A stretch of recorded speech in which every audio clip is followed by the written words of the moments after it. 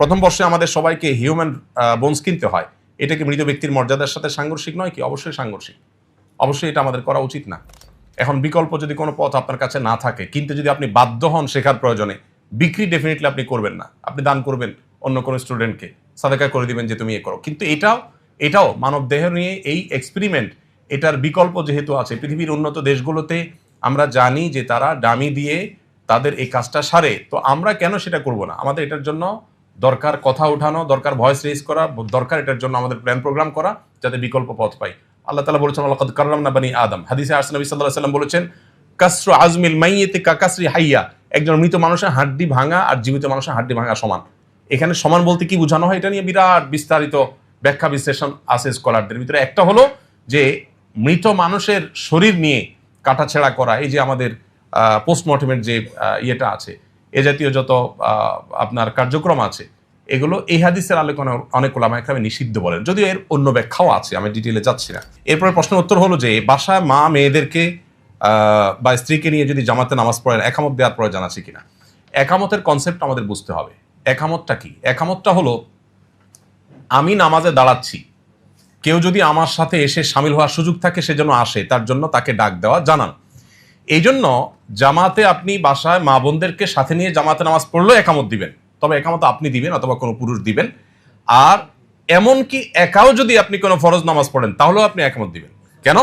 কারণ নবী করিম সাল্লাল্লাহু আলাইহি সাল্লাম এই সম্পর্কে হাদিসে কিন্তু পরিষ্কারভাবে নির্দেশ করেছেন যে একটা লোক যদি একাকী থাকেন, কোথাও কোনো মানুষ নেই, জনমানব শূন্য জায়গা, তিনিও যদি এখানে নামাজ পড়েন তিনি একামত দিবেন। তার একামতের মিনিং হবে, আজান মিনিং হবে যে কেউ যদি আমার আওয়াজ শোনো, কোনো মানুষ যদি থাকে সে যেন আমার সাথে এসে শামিল হোক, কেউ শামিল না হোক, একামত দিলে সে সওয়াব পাবে। এই জন্য একাও যদি ফরজ নামাজ একা পড়েন, তারপরে একামত দিয়ে পড়াটাই হলো সুন্নাহ। অতএব মা বোনরা জামাতের সাথে পড়লে তো অবশ্যই একামত দিবেন। মসজিদের প্রধান জামাতের পর আবার কেউ জামাত করতে চাইলে তার নিয়মাবলী সম্পর্কে বিস্তারিত জানতে চাই। মসজিদের প্রধান জামাত হয়ে গেলে আর জামাত করা যাবে কিনা, এটা আরেকটা প্রশ্ন। তো এক্ষেত্রেও হানাফি থটে ওলামায়ে কেরাম বলেন যে করা যাবে না, মাকরুহ বলেন ওরা। যুক্তি কি? যুক্তি হলো যে এভাবে যদি সেকেন্ড থার্ড অপশন রাখা হয় তাহলে মূল জামাতের গুরুত্ব মানুষের কাছে কমে যাবে, এই যুক্তিতে ওনারা মাকরুহ বলেন। কিন্তু এর বিপরীতে আমরা অবশ্য নবী করিম সাল্লাল্লাহু আলাইহি সাল্লামের জীবনীতে একটা ঘটনা পাই। আপনারা অনেক হাদিস শুনেছেন যে নবী সাল্লাল্লাহু আলাইহি সাল্লাম জামাতে নামাজ পড়ার পর এক ব্যক্তি মসজিদে প্রবেশ করলেন একা, তার নামাজ এখনো পড়া হয়নি, কোন একটা ফরজ নামাজ। তখন নবীজি বললেন যে তোমাদের কে আছো যে এই লোকটার সাথে জামাতে পড়ে তাকে জামাতের সওয়াব পাইতে হেল্প করবা?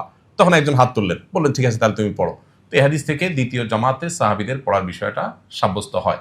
এটাকেই হাম্বলি থট সহ অন্যান্য থটে ওলামায়ে কেরাম অনুমোদন করেন। এবং আমরা এমনকি হানাফি থটেও বারান্দায় বা এমন কোথাও যদি পড়া হয় মসজিদের, যে মূল জামাতে বাধাগ্রস্ত হবে না বা মূল জামাতের গুরুত্ব হারাবে না, সেক্ষেত্রে হানাফি থটে ওলামায়ে কেরাম নিষেধ করেন না। জামাতের গুরুত্ব অপরিসীম। 1 টাকা যদি আমি 27 টাকা পাই, আমি কি দুঃখে 1 টাকার অপশন নিতে যাব, যেখানে সালাতুল জামাআতে তাফজুলু সালাতুল ফজর বি27 দারাজা। নবীজি বলেছেন একা নামাজ পড়লে মানুষ 1 গুণ সওয়াব পেলে জামাতে নামাজ পড়লে 27 গুণ সওয়াব হয়।